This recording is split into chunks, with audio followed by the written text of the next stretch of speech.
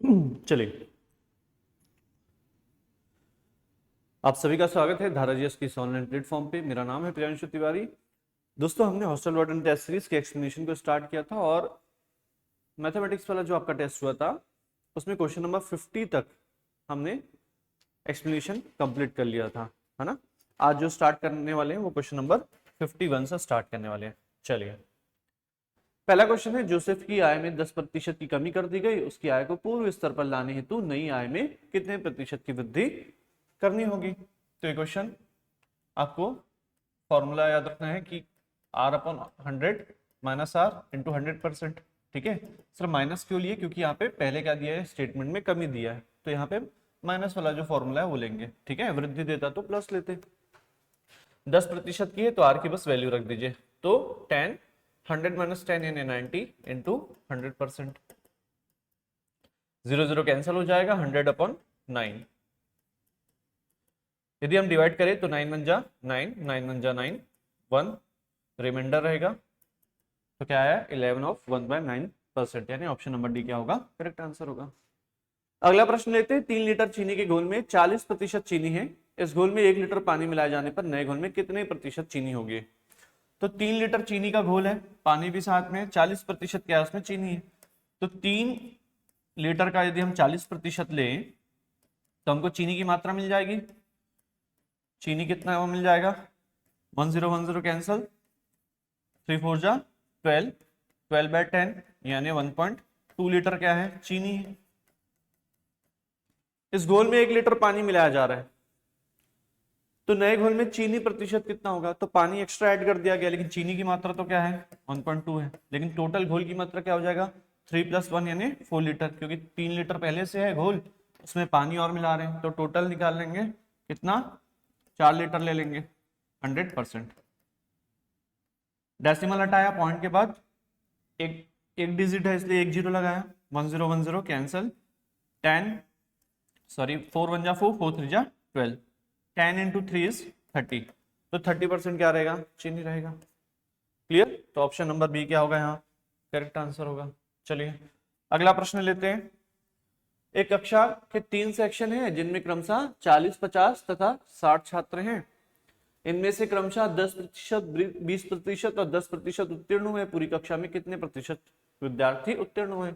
तो 40 का 10% यानी क्या होगा 4, 50 का 20% यानी 10, 60 का 10% यानी 6, तो इतने ही छात्र क्या हुए, उत्तीर्ण हुए। टोटल कितने छात्र हैं, ऐड कर लीजिए तो कितना आ रहा है 20। टोटल छात्र कितने, तो 40 + 60 100, 100 + 50 150, तो 20 का 150 में क्या निकाल लीजिए, परसेंटेज निकाल लीजिए। ठीक है, सॉल्व करेंगे, 0 0 कैंसिल हो जाएगा, 200/15 आ रहा है, और डिवाइड करेंगे। ठीक है, 5 से कर लीजिए, 5 4 जा 5 3 जा, 3 से डिवाइड करेंगे तो 3 1 जा 3, 3 3 जा 1 बचेगा, तो क्या आया 13 ऑफ 1/3 सही आंसर होगा। क्लियर। अगला, सोनू ने मोना से 10% अधिक निवेश किया, है ना, 10% अधिक सोनू ने मोना से किया है। मोना ने रघु से 10% कम निवेश किया।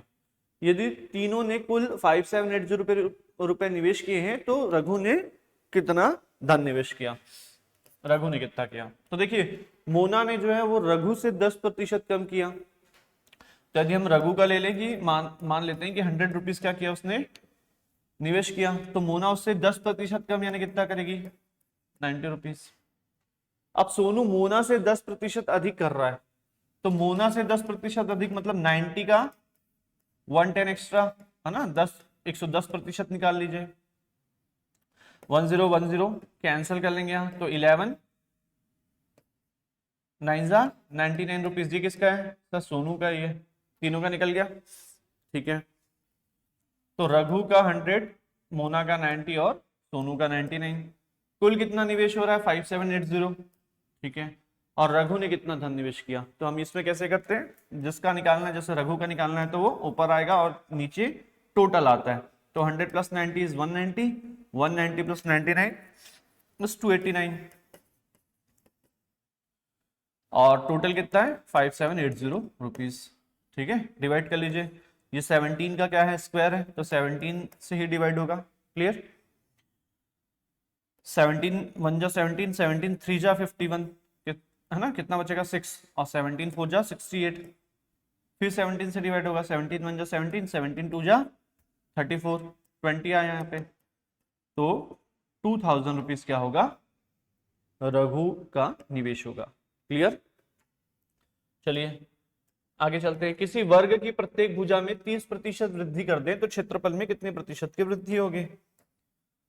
तो मान लीजिए कि पहले जो वर्ग है उसका जो प्रत्येक भुजा है उसकी लंबाई कितनी है, 100 है। 30% की वृद्धि कर देंगे तो कितना होगा, 130 हो जाएगा प्रत्येक भुजा। ठीक है, ये 100 सेंटीमीटर का है और 30% वृद्धि कर दिए तो 130 सेंटीमीटर का हो जाएगा। इसके क्षेत्रफल में कितने प्रतिशत की वृद्धि हो रही है, तो इसका क्षेत्रफल क्या आएगा, वर्ग की भुजा यदि 100 है तो क्षेत्रफल कितना आएगा, 100 इंटू 100। ठीक है, ज्यादा अच्छा है आप क्या करें, छोटी वैल्यू ले लें। छोटी वैल्यू लेने से मतलब इसको यदि हम क्या ले लें 10 ले लें तो आसान हो जाएगा। ठीक है, मतलब यदि मैं क्या कर लूं 10 ले लूं, 10 सेंटीमीटर का एक वर्ग है, 30% वृद्धि करूंगा मतलब कितना होगा, 10 का 30% यानी 3, यानी क्या हो जाएगा 13 सेंटीमीटर हो जाएगा। वैल्यू बस चेंज किया है ना। इसका एरिया निकालेंगे तो क्या होगा 10 इंटू 10 यानी 100। इसका एरिया निकालूंगा, ठीक है, 13 सेंटीमीटर वाले वर्ग का यदि मैं क्या निकालूं, एरिया निकालूं, तो 13 इंटू 13 यानी कितना हो जाएगा 169। तो वृद्धि कितने की हो रही है, 69 की। ठीक है, कितने प्रतिशत की वृद्धि हो रही है, क्षेत्रफल में कितने प्रतिशत की वृद्धि हो रही है।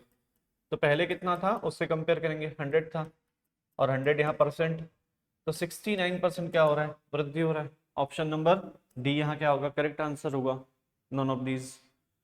एक कक्षा में लड़कों की संख्या लड़कियों की संख्या से 16% अधिक है।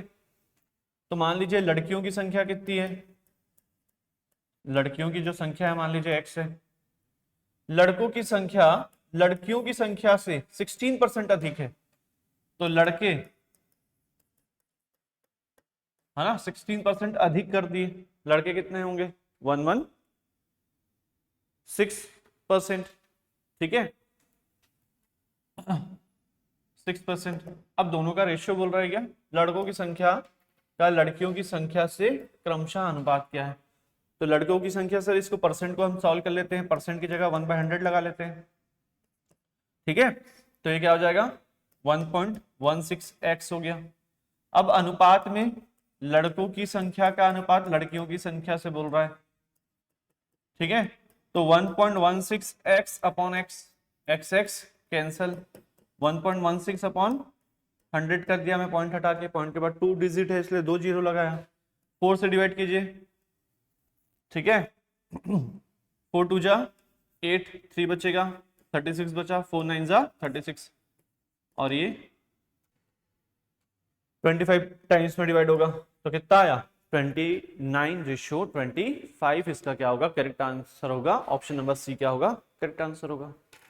चलिए आगे चलते हैं। एक छात्रावास में 600 लड़के हैं, इनमें से प्रत्येक लड़का हॉकी अथवा फुटबॉल अथवा दोनों खेल खेलता है। ठीक है, दोनों खेलता है। यदि 75% लड़के हॉकी खेलते हैं तो 600 का हॉकी का निकाल लीजिए, 600 का 75%,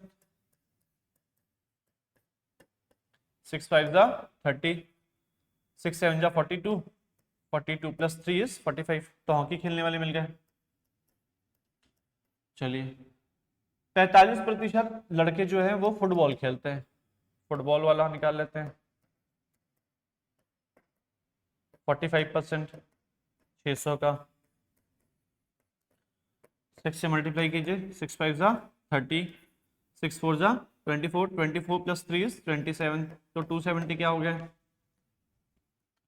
लड़के क्या खेलते हैं, फुटबॉल खेलते हैं। कितने विद्यार्थी दोनों खेलते हैं, तो इसमें क्या होगा टोटल, मतलब जो हॉकी खेल रहे हैं, क्लियर, जो फुटबॉल खेल रहे हैं, और इसमें क्या करते हैं माइनस करते हैं यदि दोनों खेल रहे हैं तो। ठीक है, और टोटल कितना होना चाहिए 600। तो हॉकी खेलने वाले सर 450, ये 270 माइनस दोनों जो खेल रहे हैं उसको हम x मान लेते हैं। Is equals to 600। ठीक है, 0 ऐड होगा, 5 + 7 इज 12, 1 कैरी करेगा, 720 minus x is equals to 600, minus x इधर ट्रांसपोज करूंगा, 720 minus 600 is equals to x, तो कितना आ रहा है 120। ठीक है, ये अप्लाई कीजिएगा, टोटल को इस तरीके से शो करते हैं, माइनस करते हैं जो दोनों खेलने वाले हैं। ठीक है, तो दोनों खेलने वाले कितने आए, तो 120 आया। ऑप्शन नंबर क्या होगा, ऑप्शन नंबर डी यहाँ करेक्ट आंसर होगा। किसी वस्तु के मूल्य में 20% की कटौती कर दी गई, इसे पूर्व मूल्य पर लाने के लिए कितने प्रतिशत की वृद्धि करनी होगी। तो सर पहले वही दिया है, कटौती कर दी गई, तो सिंपल वही फॉर्मूला लगाएंगे, R/100 माइनस R इंटू 100%, तो 20/80 इंटू 100%, 0 0 कैंसल, या डायरेक्ट डिवाइड भी कर सकते हैं। चलिए ठीक है, तो ये कितना हुआ 200/8, ठीक है, यानी 25% क्या होगा, सही आंसर होगा। क्लियर, चलिए अगला प्रश्न लेते हैं। 50 किलोग्राम शीशे व टीन के मिश्रण में 60% क्या है, टीन है। ठीक है, क्या बोल रहा है question,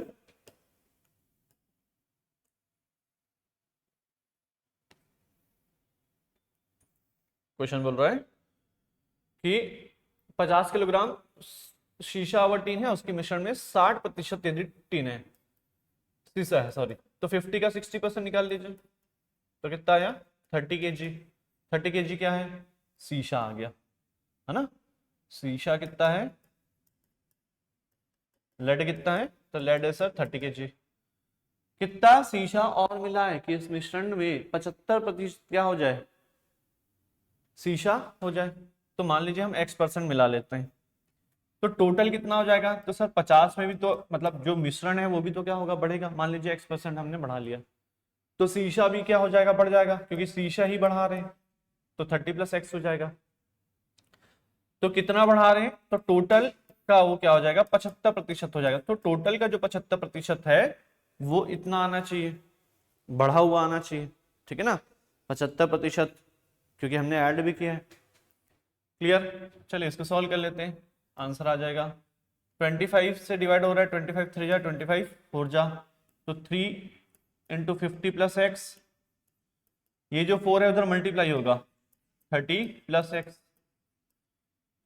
150 + 3x is equals to 120 + 4x। 120 minus करेंगे तो कितना आएगा 30, और 4x माइनस 3x करेंगे तो x, मतलब हमको कितना बढ़ाना पड़ेगा सर 30 किलोग्राम और बढ़ा देंगे तो वो क्या हो जाएगा, बढ़ जाएगा। ठीक है, 75% हो जाएगा। चलिए आगे, एक परीक्षा में 900 लड़कियां तथा 1100 लड़के हैं।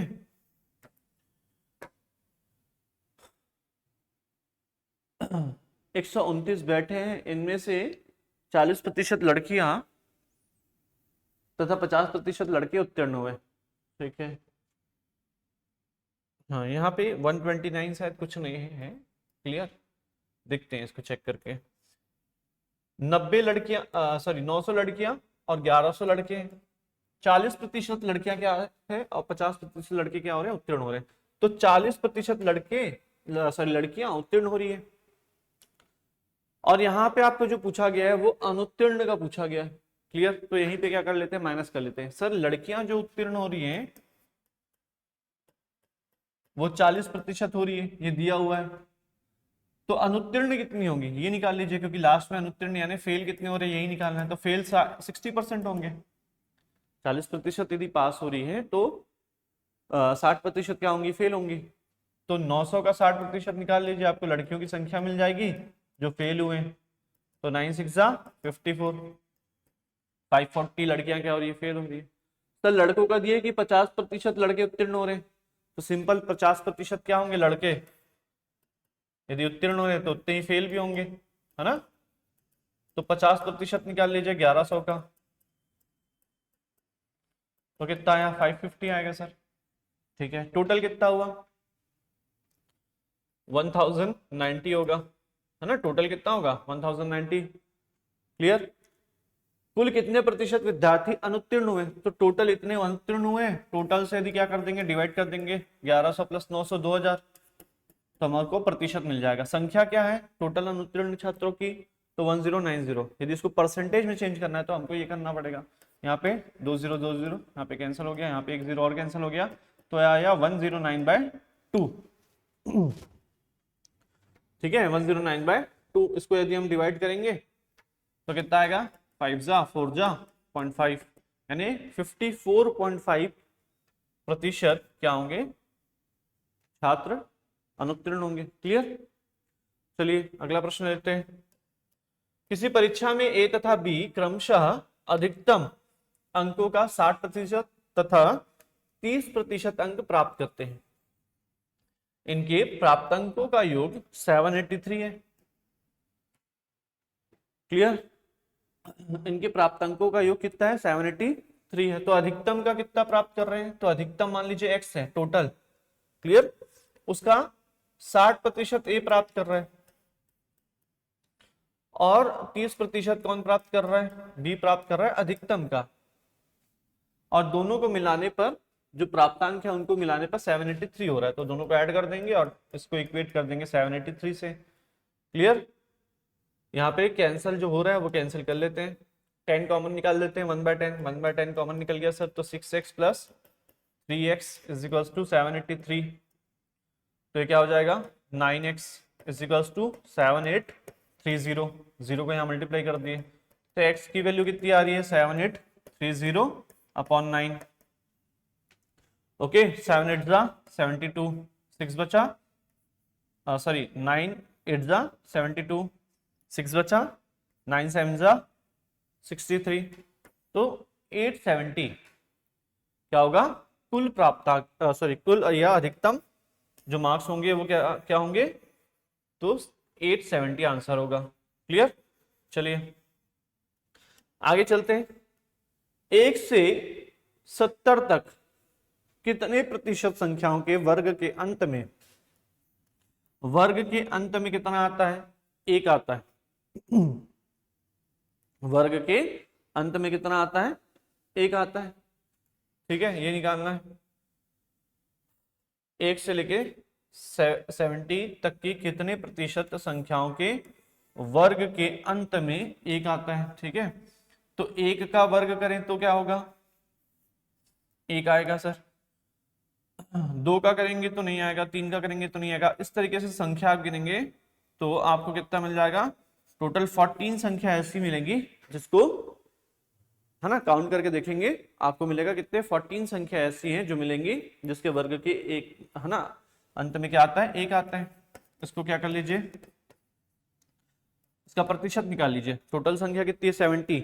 टोटल आप काउंट करके देखेंगे तो कहीं ना कहीं क्या आएगा, 1 आएगा।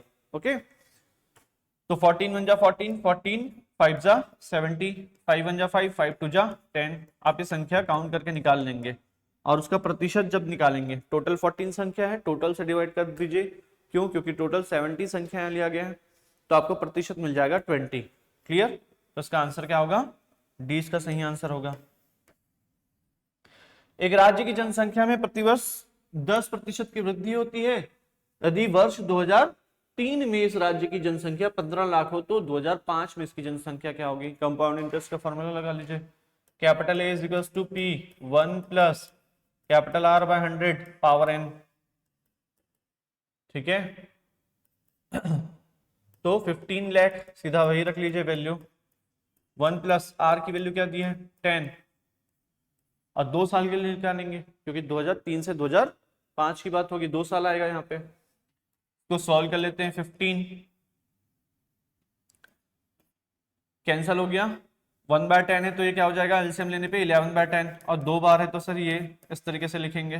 ठीक है, चलिए आगे। अब जो 15 लाख दिया है उसको पूरा लिख लेते हैं। ठीक है, 11 × 11 इज 121, और यहाँ पे इस तरीके से लिख लेंगे। क्लियर, मल्टीप्लाई कर लेंगे तो 120, 1 × 15 करते हैं, 15 1 जा 15, 15 टू जा 30, 30 प्लस 1 इज 31, 15 1 जा 15, 15 प्लस 3 इज 18। ओके, यदि इसको डिवाइड कर लेंगे कितना आ रहा है हमारा एक्चुअल में, तो 18,15,000, यानी यदि इसको लाख में लिखे तो 18.15 लाख आ रहा है, जो ऑप्शन में नहीं दिया है, यानी ऑप्शन नंबर डी क्या होगा, इसका करेक्ट आंसर होगा। ठीक है, एक संख्या का 1/5 यदि 81 हो तो उस संख्या का 68% क्या होगा। चलिए देखते हैं। तो एक संख्या मतलब x ले लिए, उसका 1/5 कितना है, 81 है, तो संख्या आ जाएगी पहले तो 5 1 जा 5, 5 8 जा 40। अब उस संख्या का क्या चाहिए आपको, 68% चाहिए, बस निकाल लीजिए। यहाँ पे मल्टीप्लाई करना ही है बस, और कुछ नहीं है। मल्टीप्लाई करके 100 से डिवाइड करेंगे, है ना। तो 405 इंटू 68, 8 5 जा 40, 8 4 जा 32, 6 5 जा 30, 6 4 जा 24। ठीक है, 27540। और यदि हम इसको 100 से डिवाइड कर दें तो कितना आएगा, 275.4, यानी ऑप्शन नंबर बी क्या होगा, करेक्ट आंसर होगा। ठीक है, चलिए अगला प्रश्न लेते हैं।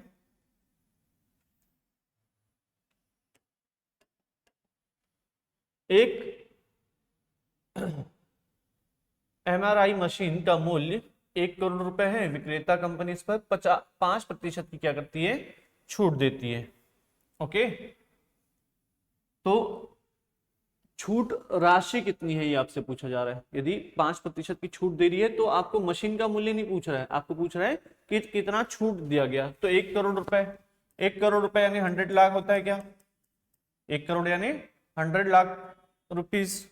ठीक है, चलिए लिख लेते हैं, इनटू 5% निकाल लीजिए इसका, तो 5/100, 0 0 यहाँ पे कैंसिल, तो कितना आया, 5 लाख। ठीक है, 5 लाख रुपीस।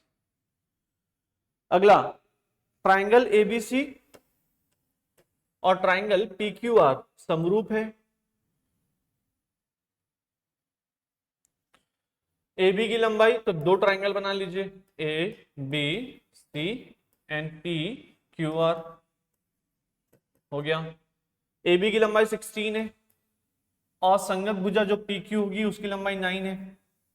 अगर एबीसी का क्षेत्रफल 1024 है तो पी क्यू आर का क्षेत्रफल क्या होगा। तो आपको रिलेशन पता होगा सर, ट्राइंगल एबीसी है ना, area of triangle ABC divided by area of triangle P Q are.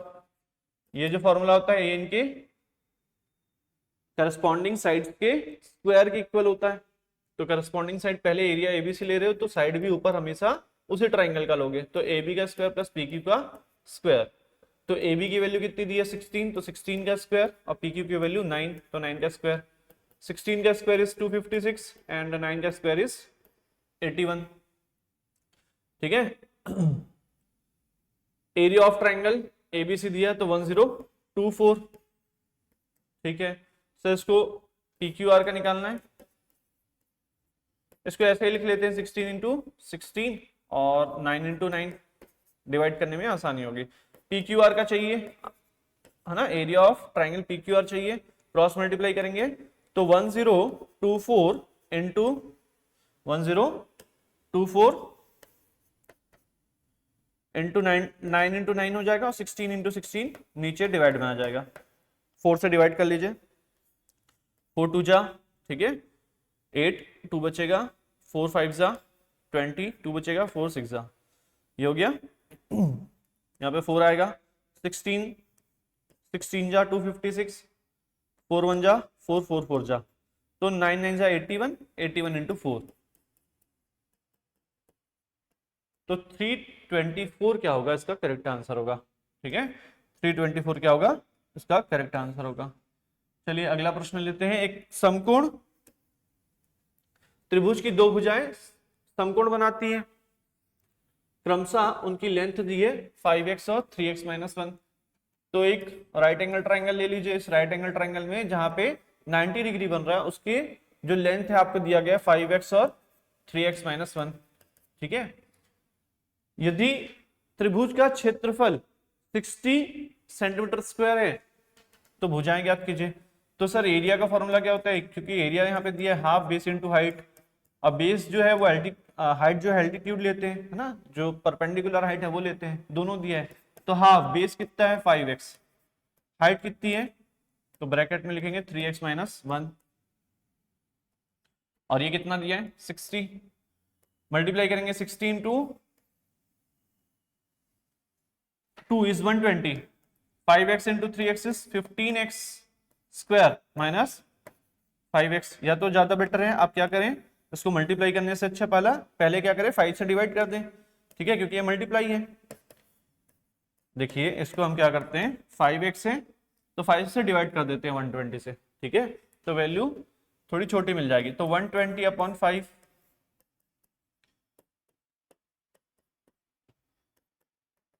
5 2 जा 10, 5 4 जा। अब x को मल्टीप्लाई कर दीजिए 3x स्क्वायर माइनस x।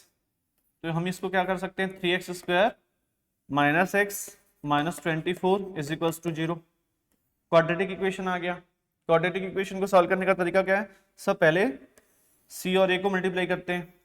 ठीक है, तो माइनस 24 इंटू 3 तो कितना आ रहा माइनस 72।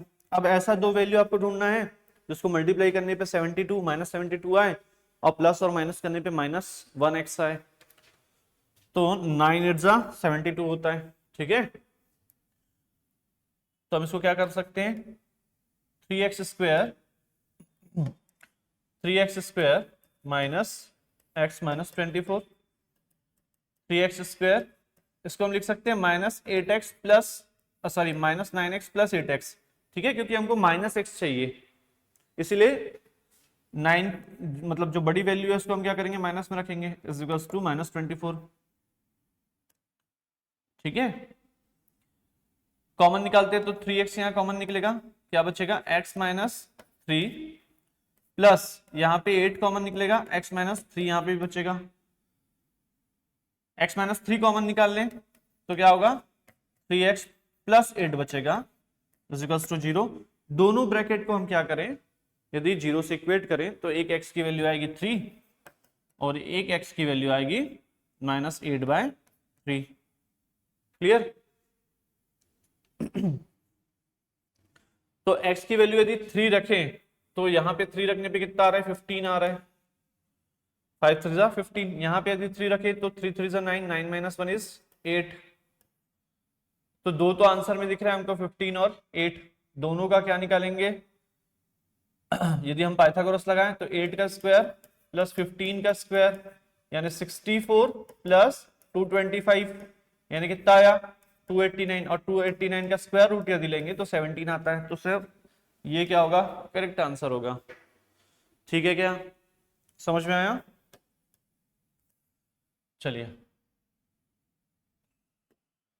इरेज कर लेते हैं, फिर आगे क्वेश्चन बढ़ते हैं। एक समचतुर्भुज का एक विकर्ण दूसरे विकर्ण का 70% है। समचतुर्भुज के क्षेत्रफल का बड़े विकर्ण की लंबाई के वर्ग से अनुपात क्या होगा। ओके, चलिए देखते हैं क्वेश्चन। पहले तो जो डायगोनल्स हैं, डायगोनल्स के बारे में बात किया जा रहा है कि जो डायगोनल्स हैं उसमें क्या रिलेशन है। तो जो एक विकर्ण है दूसरे विकर्ण का 70%, तो मान लीजिए पहला एक विकर्ण है जो 100 या 10 सेंटीमीटर का है। ठीक है, एक जो विकर्ण है उसको क्या मान लीजिए 10 का है, तो दूसरा क्या हो जाएगा 17 का हो जाएगा। 70% ज्यादा है। ठीक है ना, यदि 10 का 70% ले ले 170, क्योंकि अधिक है बोल रहा है ना, दूसरे विकर्ण का 70% है। ओके, तो ये थोड़ा सा कम हो जाएगा, मतलब यहाँ पे 70% यानी मान लीजिए क्या होगा, एक तो हम लोग क्या ले रहे हैं 100 ले रहे हैं, तो दूसरा क्या हो जाएगा 70 हो जाएगा दूसरा विकर्ण का। ठीक है, 70% है, अधिक नहीं बोल रहा है इसलिए। समचतुर्भुज के क्षेत्रफल का बड़े विकर्ण की लंबाई के वर्ग से अनुपात क्या है। तो समचतुर्भुज के क्षेत्रफल का, तो पहले तो क्षेत्रफल निकाल लीजिए समचतुर्भुज का। तो क्षेत्रफल कितना है, formula half d1 into D two, इससे निकल जाएगा।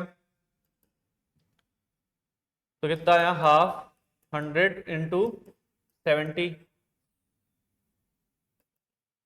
50, 100 से डिवाइड करेंगे 2 को 50 आएगा, 5 7 जा 35, ठीक है, 5 7 जा 35, तो कितना आ रहा है 3500 आ रहा है, ठीक है। और जो बड़ी विकर्ण है उसकी लंबाई का वर्ग का अनुपात, इसका यदि हम वर्ग निकाल लें तो कितना आ रहा है सर, 10,000 आ जाएगा। और दोनों का अनुपात चाहिए, तो दोनों का अनुपात निकाल लेते हैं। 10,000 नीचे आएगा क्योंकि पहले क्या बोला है, एरिया पहले बोला है क्षेत्रफल का, तो ये आएगा 3500। सॉल्व कर लेते हैं, यहाँ पे 5 से डिवाइड करेंगे, 5 7 जा 5 2 जा, तो 7:20 सही आंसर होगा। 7:20 क्या होगा, सही आंसर होगा। दो अलग अलग चीजें बोली हैं, दो का रेशियो आपको निकालना है। पहला क्षेत्रफल जो है समचतुर्भुज का, और दूसरा उसके बड़े विकर्ण की लंबाई का स्क्वायर। चलिए आगे चलते हैं। एक समलंब यानी ट्रेपेजियम में ए बी सी डी समांतर भुजाएं हैं और एंगल एडीसी 90 डिग्री है। अच्छा, तो समलंब चतुर्भुज की बात करें, लेकिन वहां पे एक एंगल 90 डिग्री है, तो एक एंगल कौन सा है, एडीसी। तो एडीसी ये हो गया, ये 90 डिग्री दे दिया है। यदि ए बी 15 सी डी 40 दिया है और विकर्ण ए सी आपको दिया है 41, तो समलंब ए बी सी डी का क्षेत्रफल बताना है आपको। ठीक है, चलिए देखिए, यदि हम इस ट्राइंगल को लें, ट्राइंगल ए डी सी को लें, यहाँ पे एंगल डी क्या है 90 डिग्री है, तो एडीसी क्या हो जाएगा, ये समकोण त्रिभुज हो जाएगा, राइट एंगल ट्राइंगल हो जाएगा। ट्राइंगल एडीसी समकोण त्रिभुज है, ठीक है। और यहाँ पे पाइथागोरस लगाएं तो क्या होगा, ए सी का square is equals to A D का स्क्वायर प्लस डी सी का स्क्वायर। ए सी की वैल्यू इज 41 का स्क्वायर, ए डी की वैल्यू निकालना है, प्लस ए डी का स्क्वायर प्लस डीसी की वैल्यू 40। सर ये निकालना क्यों जरूरी है, एडी ही क्यों निकालना है, क्योंकि फॉर्मूला होता है A plus B, half A plus B into H. समलंब चतुर्भुज के एरिया का फॉर्मूला क्या होता है, half A B A plus B into H. A plus B क्या होता है, जो पैरेलल साइड्स होते हैं उनकी है ना लेंथ होती है, तो ये दोनों तो पता है, लेकिन जो हाइट है परपेंडिकुलर हाइट है एडी, वो हमको नहीं पता है, तो पहले हमको वो एच की जरूरत है, ठीक है। चलिए अब इसको सॉल्व कर लेते हैं। तो 41 का स्क्वायर माइनस 40 का square is equals to AD का स्क्वायर। इसको सॉल्व करने के लिए या तो स्क्वायरिंग करो या तो A square minus B square लगा दो। A square minus B square है ना, A plus B A minus B, तो 41 plus 40 41 minus 40 is equals to AD का स्क्वायर। तो ये 81 हुआ into 41 minus 40 is 1 is equals to AD का स्क्वायर। ये होता है 81 इज 9 का स्क्वायर, एडी का स्क्वायर, तो एडी की वैल्यू कितनी आई, तो सर एडी की वैल्यू 99, मतलब हाइट मिल गई। अब यहाँ पे एरिया निकाल लीजिए, तो हाफ ए प्लस बी यानी जो अपोजिट साइड्स है उसके लेंथ का है ना, यहाँ पे सम चाहिए आपको, तो 40 plus 15 is 55 into 9, clear, into 9। अब यहाँ पे इसको क्या करना पड़ेगा, हमको मल्टीप्लाई करके डिवाइड करना पड़ेगा। तो 9 5 जा इज 45, 4 कैरी करेगा, 9 5 जा 45, 45 प्लस 4 इज 49, 49 बाय 2 हाफ कर लीजिए, 4 2 जा 4 4 जा सॉरी 2 4 जा और 1 बचेगा 7, तो 247.5 क्या होगा, सही आंसर होगा। क्लियर है क्या, तो ऑप्शन नंबर यहाँ पे सी सही है। चलिए आगे चलते हैं। एक समचतुर्भुज की एक भुजा 10 सेंटीमीटर है और एक विकर्ण 12 सेंटीमीटर है, ठीक है। उस समचतुर्भुज का क्षेत्रफल बताइए। देखते हैं कैसे बनेगा। तो एक समचतुर्भुज है जिसका एक भुजा 10 सेंटीमीटर है, चलिए 10 सेंटीमीटर है। एक विकर्ण कितना है, तो 12 सेंटीमीटर है। उस समचतुर्भुज का क्षेत्रफल आपको बताना है। तो यदि आपको ये पता है कि ये कितना है 12 है ना, और ये आपको पता होना चाहिए कि दो विकर्ण 90 डिग्री पे क्या करते हैं, 90 डिग्री बनाते हैं। दो विकर्ण जो है वो 90 डिग्री बनाते हैं समचतुर्भुज के। तो यहाँ पे क्या हो रहा है, 90 डिग्री बन रहा है। क्लियर। ये टोटल जो लेंथ है, चलिए इसको ए बी सी डी। तो एसी की लेंथ सर दी हुई है 12 सेंटीमीटर, जो विकर्ण है डायगोनल है। साइड सी डी दिया हुआ है कितना, 10 है। ठीक है। यदि हम इसको क्या करें, है ना, इक्वली क्या होता है, डायगोनल्स डिवाइड होते हैं, 90 डिग्री पे भी होते हैं। तो 12 है टोटल, तो ये क्या हो जाएगा 6। क्लियर, क्या हो जाएगा 6 हो जाएगा। अब ट्राइंगल, यदि इसको ओ ले लें और ट्राइंगल डीओसी में ले, जहां पे एंगल ओ 90 डिग्री है, तब क्या होगा, हाइपोटेनस हो जाएगा कौन, 10। और बेस और परपेंडिकुलर ले सकते हैं किसको, ओसी और ओडी को। तो इस ट्रायंगल में पाइथागोरस लगा दीजिए, ट्रायंगल ओडीसी डीओसी या सीओडी में। ठीक है। तो क्या होगा, हाइपोटेनस का स्क्वायर, यानी हाइपोटेनस यहाँ पे जहां पे 90 डिग्री बनता है उसके सामने वाला हाइपोटेनस होता है। तो सीडी क्या होगा, हाइपोटेनस होगा, तो सीडी का स्क्वायर यानी क्या होगा, कर्ण। ठीक है ना, हाइपोटेनस को क्या बोलते हैं, कर्ण। तो कर्ण का स्क्वायर यानी सीडी का स्क्वायर, सीओ का स्क्वायर प्लस ओडी का स्क्वायर।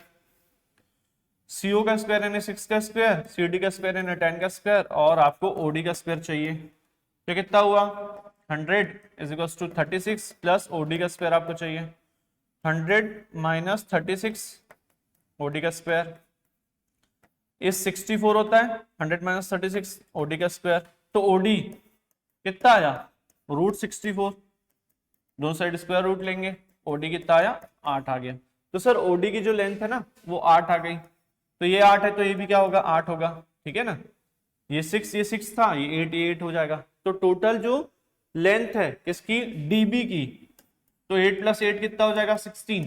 तो सर दो विकर्ण की लंबाई हमको पता चल गया, एरिया निकल जाएगा, एरिया ही निकालना है। ठीक है, तो area half d1 into d2 होता है, दोनों विकर्णों का गुणनफल इंटू हाफ।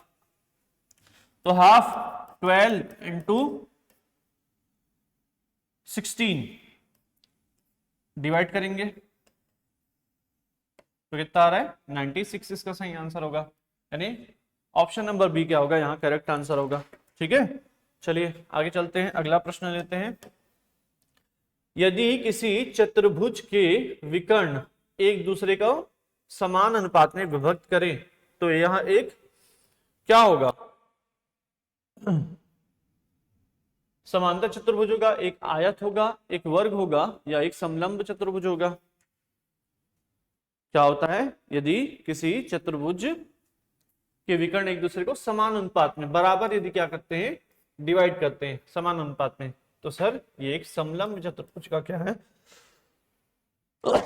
उदाहरण है। ठीक है, चलिए, एक समचतुर्भुज के दो सम्मुख कोणों में से प्रत्येक की नाप कितनी है, 60 डिग्री है। एक समचतुर्भुज बना लीजिए। ठीक है, इसके सम्मुख कोणों में से प्रत्येक की नाप 60 डिग्री है।